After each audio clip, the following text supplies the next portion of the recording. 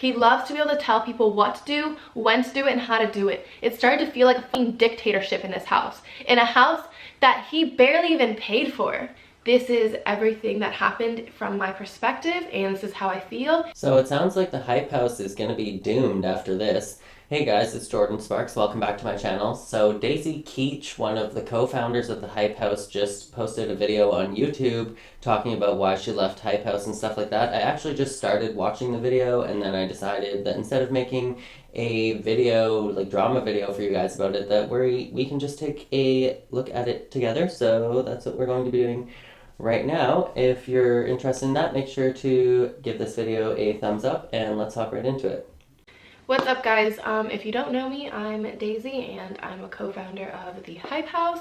This is everything that happened from my perspective, and this is how I feel, and that is that. As you all know, Thomas is another co-founder of the Hype House. He is considered the Hype House manager. And a little background on me and Thomas: we were very good friends before we even started this whole thing together. We met at the Team 10 house, and he asked me if I wanted to do a photo shoot, so we did like a little collaboration photo shoot. And shortly he got let go from Team 10 and he needed money and a job. I said, look, I'll hire you as my full-time photographer and editor. I spent countless hours trying to help this kid change his mindset. It used to be very, very negative, and I would talk to him about positivity and law of attraction, and what you put out is what you get back.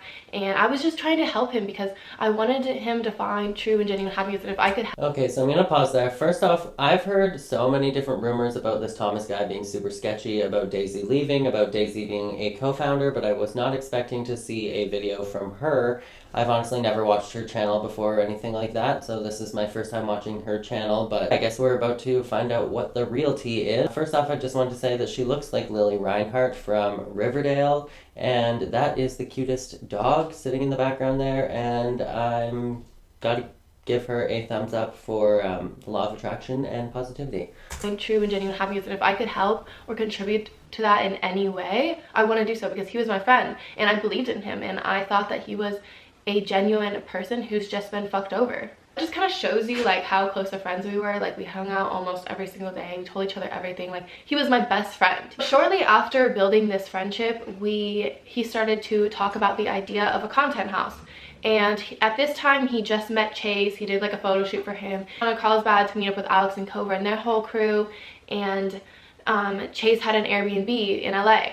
And we all met up there and we all hung out and we all vibed, and we're like, yeah, like we really should take this whole content house thing seriously. And we found the house that we're at now, the Hype House, and we contacted the realtor. We met with him.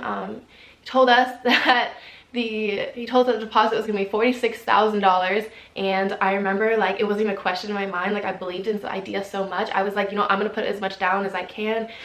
Chase had some money. We each put down $18K. Thomas put down about $5K, and Alex and Cobra put about $5K as well. And I remember sitting in the car with Thomas and Chase, and we literally had all of our money together, and it was like this giant wall. See, she's definitely a co-founder in my opinion. She put in $18,000 just like Chase or Lil Huddy. She was there to create the concept for the Hype House. And also, like, kudos to all of these people for being such young entrepreneurs, like going to go buy a house for this stuff, like just like a business idea that they came up with at like 20 years old. That's crazy. Or like Chase is only 17, I think. A lot of cash. Like, it was, I think that was like the most money I've ever seen in person. And Chase actually filmed a TikTok with that, of him like wiping his tears with the money. Like, that was the exact day that we put down the deposit for this house. We all invested that money for this idea. We knew that we needed a big enough house to be able to have everyone stay in and live and actually collaborate. So we moved in,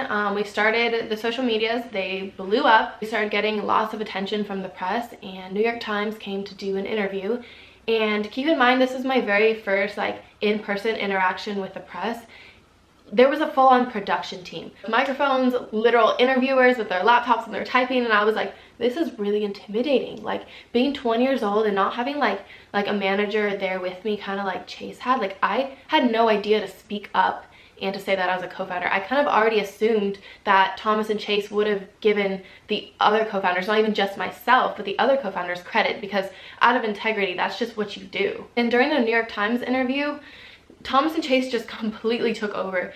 And I know that Chase's manager was like really pushing him to speak up and to make it known that he's a co-founder, which I think is very important. It's very smart of her. And I wish even that I had someone telling me to go get some recognition, because I know that I deserved it. I put down $18,000 plus my own platform. Okay, so I'm definitely on board with their managers telling them that they should be loud and that they should get their recognition and that they should make it public that they're a co-founder, but like, why try and hide that Daisy is a co-founder? Like, that's so misogynistic to me. I feel like there's absolutely no reason to be trying to hide that she's a co-founder. She was there to invent the concept. She put in the money. She put in her platform. She's putting in the work. She's physically there. I don't understand why they'd like throw her under the bus. I just kind of kept my mouth shut the entire interview, didn't try to take any recognition, and just left it to Thomas and Chase. And looking back, I really wish I wouldn't have done that. I wish I would have been strong enough and set an example for other female co-founders who are afraid to take the recognition because they're such powerful men. And being said, I was really intimidated and didn't speak up. I should have been a boss-ass bitch at the time and known what I brought to the table and spoke up, but I'm doing it now, and that's all that matters. A little down the line, we had a few other press interviews that I was not there for, and I expected, again, out of integrity, that Thomas would speak up about the other co-founders, because I already mentioned it to him prior to that I thought it was a little bit messed up that no one else was giving credit. Like, I was defending the other co-founders as well, not even just myself, but I confronted him. I thought that we solved the issue. He still didn't speak up, and that was like a little bit like of a red flag. It felt like a little bit like manipulation. It was just like telling me whatever I need to hear to get me to shut up. And then I get a call from my lawyer slash manager, and he told me, Daisy, aren't you a co-founder? Why you weren't given any recognition at all? All these news articles are saying that Thomas and Chase are the ones that started it, that Chase put down all of the money. I can literally pull up like receipts of me and Chase paying the same exact amount. Yeah, like especially the audacity of Thomas to be like right out there being a pioneer in the frontier of all of these media articles as like the creator or co-founder, when Daisy literally backed this project with $18,000. That's messed up. And Thomas paying $5,000, Alex and Cover paying $5,000 as well. And you want to tell me that Chase put down all the money? Like, does that just mean that my $18,000 that Thomas didn't have or Chase have just meant nothing? That all of us deserve recognition, not just Thomas and Chase. And I'm so just disappointed and just like confused, and I feel so lied to that they wouldn't speak up and give credit to everyone that helped. Like, y'all didn't start this on your own. Okay, anyways, moving on, back to the story. I spoke up to Thomas after hearing about the other articles, and I was like, we already talked about this. Why didn't you give me credit and all the other co-founders credit? He said, well, you weren't there. And I was like, again, out of integrity, I would have expected you to speak up. And we just had a conversation before this, and you're like, yeah, you're right. You guys do deserve credit. Like, I didn't do this on my own. Like, it was all a team effort. But okay, what? They're saying that because she wasn't present for an interview that she shouldn't get any credit for being a co-founder? Like, those are stone cold facts. Regardless of who is present for the interview, the co-founders are going to stay the co-founders. That doesn't make any sense. That's totally gaslighting. To social media, he's making it look like it was just him. So at this point, this is when Thomas started to do really sketchy shit. He wouldn't give access to any of the emails. There was no transparency at all. We had no idea what brand deals were coming, if they were actually just a product for exposure collaboration, and we had no idea if they were paid or not. He claims the Hype House has made no money, yet he's bragging about an $8,000 Cartier bracelet he just bought, a $10,000 cat. He's talking about buying a new Tesla. The Hype House hasn't made any money? Then how do you have all this stuff? Like, it's just a little bit fishy. I'm not saying it has made anything, because I don't know. I have no access to those emails, and he won't give it up. But I'm just putting the pieces together. He also wouldn't give access to the Instagram account, and on the Instagram account, they only follow who is a part of the Hype House, and Thomas is the only one with full control over that. A trend that I'm starting to notice is he loves to have power. He loves to be able to tell people what to do, when to do it, and how to do it. It started to feel like a fucking dictatorship in this house, in a house that he barely even paid for. From my knowledge... Oh, that definitely sounds suspicious to me, that he's telling her that the Hype House isn't making any money, but he's also not giving access to the rest of the co-founders, the emails and stuff like that for the Hype House and the social media accounts. So that's a little bit suspicious, but in that case, if that's actually accurate and he is taking that money, then that's like hardcore money laundering, and that's like a huge offense. From my knowledge, when it comes to multiple people owning a business, like together, you're supposed to talk about decisions that are being made. You're supposed to talk about where money is going to go. You're supposed to have full transparency, but there was none. He had all the socials attached to his email, so he had full control over everything. Full control of what everything looked like to the media. Also, another red flag that I noticed is he also came up to me and asked me to manipulate one of the bigger creators that was thinking about joining, and he said, can't you just go act like you're her best friend, that way she wants to be a part of this, like she needs to feel welcome and like she has friends here. And I'm like, in my head I'm like, wow, I didn't even know Thomas had the heart to do that. Like I knew he was fully capable of manipulation because he's very intelligent. He's a very, very smart kid. But I didn't know his morals were so loose to actually go and do that to someone. And he was asking me to do this to this girl. I'm not going to mention who because that's not my place. And I thought, you know, maybe he's doing this to me. Okay, so I'm not sure, unless Thomas actually said, can you please go manipulate her, we need to like bribe her into wanting to stay here. I think that it's also kind of like common courtesy that if somebody's thinking of joining your group, that you're going to be courteous and friendly to them and make them feel at ease and make them feel at home, just to be like a good host. So I'm not sure that that's being insanely manipulative unless you're actually intentionally trying to manipulate them to join the group, but I'm not sure what the case is here. If he's gonna tell me to go do it to someone else, he must be doing it to me. Yet this entire time, I would defend him to my friends and be like, no, like, you know, he's just really stressed. He has so much on his plate. Like, he's one of my best friends. I know he'd never purposely leave me out or screw me over. And my friends were like, Daisy, you're being fucked over right now. And I just completely believe Thomas because we're such close friends. I've done so much for him and vice versa. That being said, if he is indeed a manipulator and is asking you to manipulate other people, yes, chances are he's probably manipulating you as well. He was the last person I'd expect to act shady and shit. I started to feel like no one had any say over anything. I remember this one time, one of the other co-founders, I'm not going to mention who again because that is not my place, they can speak up if they want. One of the other co-founders found out about another press opportunity and was denied them.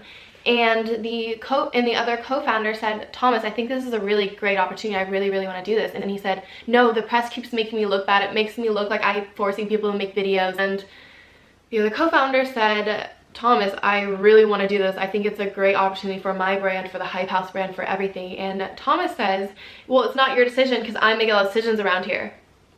And the kid slammed his laptop and went upstairs. And keep in mind, he was also a co-founder. Why does Thomas have the say to tell us what to do, how to do it, and when to do it? We can't ever have any group decisions. Like, everything is him. Like, he somehow has authority over everything. And he has that because he is the only one with access to all the social media accounts, to the emails. Really, from the outside looking in, everything about the Hype House on our social media is because Thomas is posting it. None of us have... It's pretty obvious who that was. There's only so many co-founders and only so many of them are kids.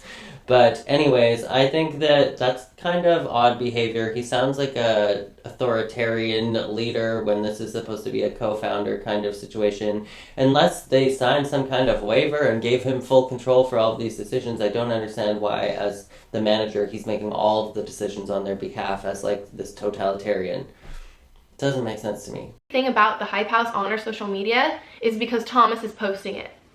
None of us have say over anything. They also started making decisions that I was legally liable for because I am on the lease of this place. So I became very uncomfortable, and this is when I really started to like speak my mind and to stand up for myself. Once I was really putting in my input, Thomas slowly started to cut me out of things, telling me when certain events were just completely cutting me out of it. So like a mature person, I directly went to him and spoke up again, and I said, Thomas, like, why are you leaving me out of this? Like, I am also a co-founder. I should be making these decisions with you as well as all the other co-founders. I said, I feel like you're purposely trying to cut me out. And he said, I'm so sorry you feel that way. Like, that's not my intent at all, blah, blah, blah. Like, you're right. You deserve just as much credit as I do. Like, he was saying that to my face. And then I found out to my lawyer slash manager, he was also trying to like he was also trying to give his input to provide like a little bit of internal structure for the Hype House. And Thomas said to him, he's like, you know what, I'm just more of a businessman, and like girls like Daisy, she's just like another hot Instagram model with a shelf life. We're talking about a kid that was my best fucking friend. I gave him a fucking job when he was fired and had no money. And like a mature person who cares about a friendship, I directly went to Thomas again and I said, did you say this about me? He's like, no, you know. Yeah, I'm saying there's some misogynistic garbage going on, but yeah, that is definitely some chauvinistic crap there, for sure. Did you say this about me? He's like, no, you know me, like, we're such close friends, like, you know I'd never do this to you, blah, blah, blah, just completely manipulating me. So I was like, I gotta play it cool at this point, like I gotta like really start to like strategize and like figure out what's going on. I gotta start allocating my percentage in this company. Some sketchy shit is happening. I feel like I'm about to be cut out. And I filed for the trademark. One, none of us already have, and it was gonna get taken and we wouldn't be able to sell merch or anything. So I filed for it. I let Thomas know. He tried to tell me that I filed for it incorrectly, just trying to find any way to degrade me, to make me feel like I'm not a smart businesswoman and that he knows what he's doing. And I'm like, what do you mean? In general, like, you would think if he was such a businessman, he would know to file these goddamn trademarks right away. And I've had so many countless conversations with him about creating internal structure, and this will flop if we don't have a See, from all of the interviews that I've seen of him, he seems super smug, but he can't even do basic math. So I'm like, okay. But it sounds like in general there's a lot of sexism going on here, and he thinks that men are superior at business to women, and especially if you're an attractive woman, he thinks that you're just a pretty face. Strong foundation on the business side of things. And he kept agreeing, saying, I know. Like, for some reason he was putting it off, like putting off creating a board and having board meetings with all the co-founders. He was just cutting me out of everything. I don't know, maybe behind my back they had that, and for some reason they didn't want me to be a part of it. But where's the transparency, bro? So at this point, I started messaging him about my percentage. He kept ignoring me. I had my lawyer reach out to him multiple times. He ignored my lawyer. So I was just really confused. I was like, wait a minute, this entire time, Thomas has been saying, I agree with you. You deserve a big stake in this company. You've brought a lot to it. And now all of a sudden he's ignoring me when the time comes for us to allocate percentages. So I go back home to the Hype House and I walk in and there's this huge music video production. Me being on the lease, you would think he would have to get my permission or at least bring it up to me, but he didn't. He claims he put it in the group text, but you still need to go to all the people on the lease and let them know what is going on and if it's okay with them. I go in my room and it is swarmed with people and clothing racks, and I'm like, what the hell is happening? I had no idea. So I confronted Thomas. He definitely sounds super charming and manipulative, and definitely if you're going to be having something as huge as a high scale production number being filmed at your house, yeah, you should definitely run it by the co-founder and co-owner of the house. I would be livid. And I was like, yo, like, what is happening here? You didn't even tell me about this. Like, I don't get it. Why do you think that you can do this? He's like, what do you mean? I put it in the group text. I'm like, okay, one, you never said the date of when it's gonna happen. Two, you need to go to all the leaseholders and let them know. You also need to talk to the landlord about hosting a music video shoot. So I confronted him about that. I also confronted him about my percentages. He was trying to tell me that the $18K that I put down for this business was just so a bunch of friends could live together. It has nothing to do with the Hype House. I just met these kids, keep in mind. I met them a week before we all moved in. We all put down a significant amount of money so we could have a big enough house for the hype house. We knew that we needed enough rooms, enough space for everyone to collaborate. Yeah, that's hella manipulative. And especially, like, why would she be putting up that money to start the hype house for funsies with these kids that she just met, when meanwhile she's known Thomas for years and this was her business partner?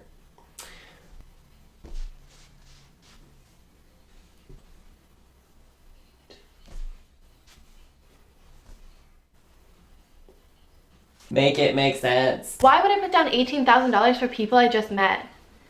It just doesn't make any sense. I know that deep in his heart, he knows the reason that we all put money down for that house was for a content house. It wasn't just so a bunch of friends could live together. We went into this knowing we were going to be in business together. Everything I just said. After that confrontation at the hype house, he unfollowed me off of all social medias to make it look like I'm not a part of it anymore. He hosted a little team meeting and asked them all to unfollow me and to block me without even like, he didn't even like talk to me about this, to be like, hey, yo, like you should be kicked off Petty. Petty. All of these bitches is petty. the team. Like he just did this. Like I don't know, when I'm a co-founder and I put my physical money that I worked my ass off for into this house, and he gets to decide that he can just kick me out. I swear, this kid is just on a power trip. Disrespected, degraded, and used. And actually, most of all, fucking disappointed. Just because it literally took my best friend to sit me down and to be like, Daisy, you're getting hosed right now. You need to speak up for yourself. It literally took my best friend to sit me down and tell me that, because I kept making excuses for Thomas. I kept believing the best in him. Yeah, at the end of the day, it just sounds like they thought, oh, she's dumb, or Thomas thought, oh, she's dumb, we can just take advantage of her. We can completely just pull this one over her head. She's never gonna notice. She's not smart enough for this. I kept believing the best in him because I never thought in a million years he would do something like this to me. Now I feel like from day one, he knew that I had money and knew that we needed a big house and just used me for my money. I'm like, fuck, bro. Another fucking fake friend in LA. Dope. All because I decided to speak up and stand up for myself. I was completely cut off. I am one of the only people in the house who actually stuck up for themselves, and I get cut out. This is why people in his house are afraid to speak up and to stand up for what they believe in, because they're just going to be cut out of it after all the hard work they've already put into it, because we don't have any access to the socials, and he controls what the media sees and what they think of us.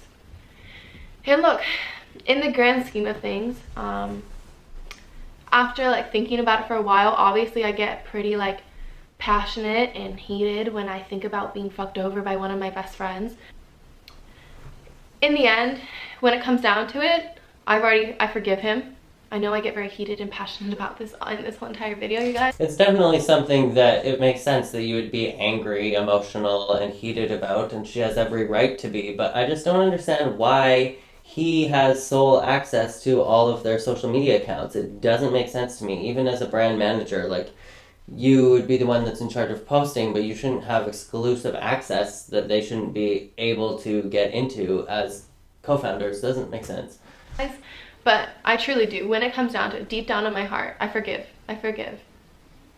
I do also want to share what I've learned from this experience, because I kind of want to, end on a positive note, just kind of like leave this chapter behind and move on to the next and learn and take what I can from it. And I wanted to really express myself and open up to you guys, because it is really, really hard for me to open up to people, especially when you have thousands, millions of people watching you. It's really scary to truly be yourself and to open up about things that are actually affecting your mental health right now. Like, that's really scary for me. So the first thing I've learned is to listen to red flags. Listen to your intuition. It is always right. And if you don't listen... That's so true. It's taken me like my entire life to actually just learn to listen to my intuition, because it's always been there and it's always been super strong, and I've always seen all the red flags and just logically like worked out some excuses for everyone and everything and chosen to ignore them. But the red flags are there for a reason. So it's your intuition. Just listen to it. Listen to it, shit will hit the fan. It reinstated inside of me how important it is to stick up for myself and to stand up for my beliefs, and hopefully that sets an example for other people. Also learn that when it comes down to business, dial down your percentage in the company before you contribute your assets. Smart. Oh, right. Well, that was a crazy whirlwind of drama. Honestly, I respect her for coming on YouTube and making her own video, taking back the narrative. But it sounds like she's learned a definite lesson from this. I'm not sure if she's going to get completely hosed, whether she's going to get her money back. After making this video, the public definitely knows she is one of the co-founders of the Hype House, but I think that the Hype House is about to crumble apart right after this, and this is just the tip of the iceberg. This video is going to go out into the public and become viral, but this is just the tip of the iceberg for the Hype House starting to fall apart. Honestly, I would go start a new TikTok house if I were her. It sounds like she's learned her lesson. She's learned a bunch of new lessons with business and in terms of negotiating things and making sure that all of that is in place in the beginning, and she has experience with running a social media house now, founding a social media house. She still has her following. If she still has money, I would honestly just go start a new one with somebody else that you can trust, hopefully, or start it by yourself and just invite other people to come live in the house. But yeah, I thought that that was crazy. I don't know what to say about this Thomas dude. He doesn't sound like a stand-up person, but honestly, this is just all hearsay from what I'm hearing from her and then hearing from all of these other different interviews that I've watched. But yeah, it doesn't seem like the nicest person. Let me know what you guys think of all this down in the comments below. Do you think that the Hype House is going to be over? Let me know what you guys think down in the comments below. But that is it for this video. Make sure to give it a thumbs up if you liked it. Subscribe to my channel if you are new here, and make sure to turn on notifications so that you'll get reminded when I post new videos. And all that being said, as always, make sure to be weird, be wild, and stay sparkly, and I'll catch you guys in the next video. Bye.